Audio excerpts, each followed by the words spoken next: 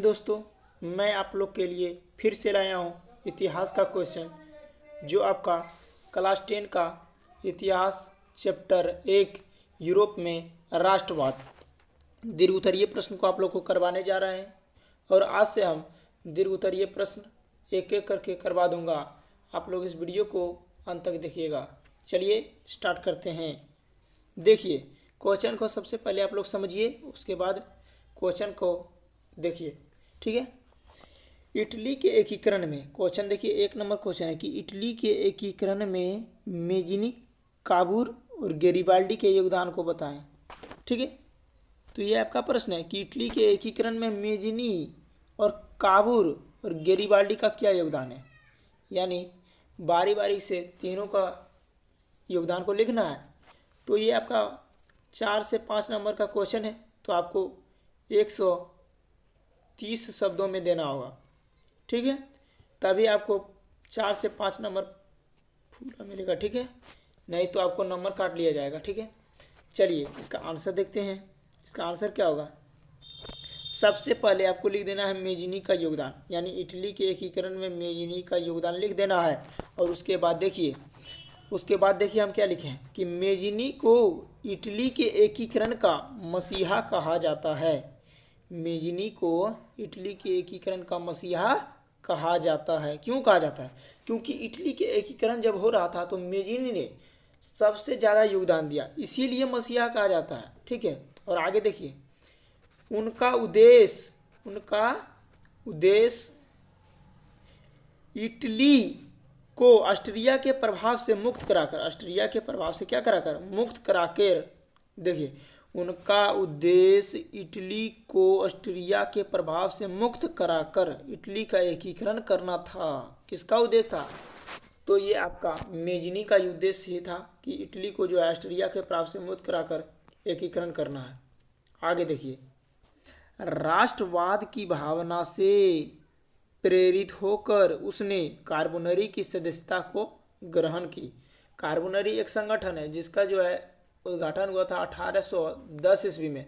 तो 1810 ईस्वी में ही कार्बोनरी की सदस्यता मेजिनी ने ज्वाइन कर लिया। ठीक है, और उसके बाद देखिए, अपने उद्देश्य को पूरा करने के लिए, अपने उद्देश्य मतलब क्या हुआ, यानी मेजिनी का एक ही उद्देश्य था कि जो है एकीकरण करना था। किसका एकीकरण करना था?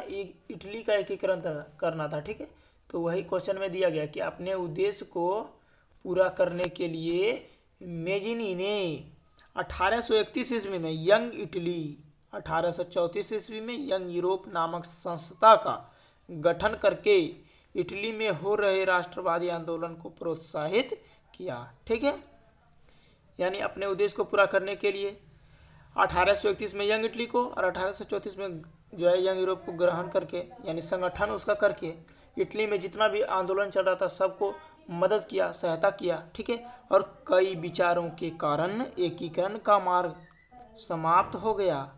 मतलब बहुत सारे विचार आ गया कि इटली का एकीकरण हम करेंगे, वो बोल रहा था, उधर गेरिबाल्डी बोल रहा था हम करेंगे। तो क्या हुआ कि एकीकरण का मार्ग जो है ख़त्म हो गया। बहुत सारे विचार आ गया, ख़त्म हो गया। और ऑस्ट्रिया के हस्तक्षेप से इटली में जो आंदोलन हो रहा था, जिसमें मेजिनी ने अपने सेना को भेजा था, कुचल दिया गया उसमें। ठीक है, इस प्रकार मेजिनी की हार हुई और वह पलायन कर गया। और इस प्रकार जो है मेजिनी की हार हो गई है। ठीक है, इटली में मेजिनी की हार हो गई, वह मेजिनी जो है वहाँ से पलायन कर गया।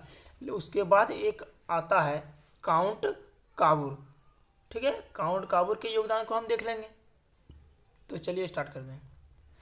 देखिए, मेजिनी के प्रयासों के बाद भी इटली का एकीकरण असफल रहा। ठीक है, इस घटना को देखते हुए सार्डिनिया पिडमाउंट का नया शासक विक्टर इमैनुअल ने अपने राष्ट्र का प्रधानमंत्री काउंट काबूर को बनाया, जो एक कूटनीतिक नेता था। कूटनीतिक नेता का मतलब क्या होता है?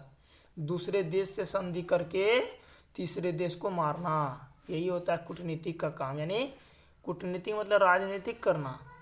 ठीक है, तो काउंट काबूर को हम लोग देख लिए हैं और आगे चलते हैं और इसी का अगला पॉइंट में काउंट काबूर का और योगदान है। देखिए, काउंट काबूर का मानना था, देखिए, वे इटली के एकीकरण का सबसे बड़ा बाधक ऑस्ट्रिया को मानता था। काउंट काबुल जो है इटली का जो एकीकरण का सबसे बड़ा बाधक जो था, यानी बाधा करने वाला इटली के एकीकरण में सबसे बड़ा तो मानता था ऑस्ट्रिया को। किसका मानता था? ऑस्ट्रिया को मानता था। और सन 1860-61 ईस्वी में काबुल ने सिर्फ रोम को छोड़कर, रोम को वह छोड़ दिया, ठीक है, और उत्तर तथा मध्य इटली के सभी रियासतों को इटली में मिला लिया और जनमत संग्रह कर इसे पुष्टि भी करवा लिया। देखिए जनमत संग्रह क्या होता है? जनमत संग्रह कर उसे पुष्टि भी करवा लिया। तो जनमत संग्रह का मतलब जन का मतलब क्या होता है? यानी जन का मतलब होता है जनता, आदमी, ठीक है, इसका संग्रह करके, यानी आदमी को सबको संगठित करके और वहाँ पर वोट डालकर करवा दिया कि यह इटली का ही एक भाग है, ठीक है। और आगे चलते हैं हम लोग गेरिबाल्डी के योगदान के बारे में हम लोग देख लेते हैं दोस्तों। देखिए गेरिबाल्डी के योगदान लिख देते हैं। देखिए हम लोग लिख दिए गेरिबाल्डी। दोनों का मतलब क्या? मेजनी और काबुल दोनों के योगदान के बाद भी इटली का एकीकरण पूरा नहीं हुआ। क्यों पूरा नहीं हुआ? क्योंकि अंतिम चरण को तो गेरिबाल्डी ने ही पूरा किया। जो सिसिली और नेपल्स जो राज्य था इटली का, वह अभी बचा हुआ था, वह अभी एकीकरण में शामिल नहीं हुआ। इसीलिए गेरिबाल्डी ने उन राज्यों को एक कर दिया एकीकरण में, ठीक है। देखिए पूरा नहीं हुआ, अर्थात गेरिबाल्डी ने ही इटली के एकीकरण के अंतिम चरण को पूरा किया। जो बचा था राज्य, गेरिबाल्डी ने सबको पूरा करके एक कर दिया, ठीक है। वे एक पेशे से नाविक थे। गेरिबाल्डी एक पेशे से क्या थे? नाविक थे। उसने युवाओं की एक सेना लाल कुर्ती का संगठन बनाया और इसकी मदद से उसने सिसिली तथा नेपल्स पर आक्रमण करके वहां जीतकर गणराज्य की स्थापना की, ठीक है। लाल कुर्ती एक सेना था जिसका गठन गेरिबाल्डी ने ही किया और गेरिबाल्डी ने इन सेनाओं की मदद से सिसिली और नेपल्स जो बाकी बचे खुचे राज्य थे उस पर आक्रमण कर दिया। आक्रमण जब वहाँ पर किया तो उसको जीत लिया और जीत करके क्या किया? तो जीत करके उसको गणराज्य बना दिया, यानी लोकतंत्र स्थापित कर दिया, ठीक है, स्थापना कर दिया। इस प्रकार इटली का एकीकरण सफल हुआ। तो हम लोगों ने मेजनी, काबुल और गेरिबाल्डी तीनों को योगदान को हम लोग देख लिए।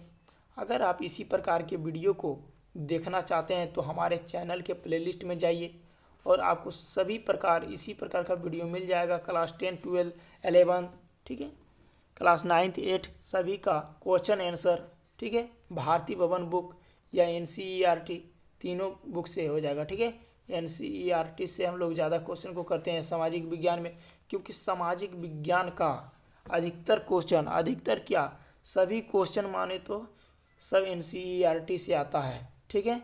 तो आज के वीडियो में हम यहीं पर रहने देते हैं और मिलते हैं अगली वीडियो में। थैंक्स। जय हिंद, वंदे मातरम।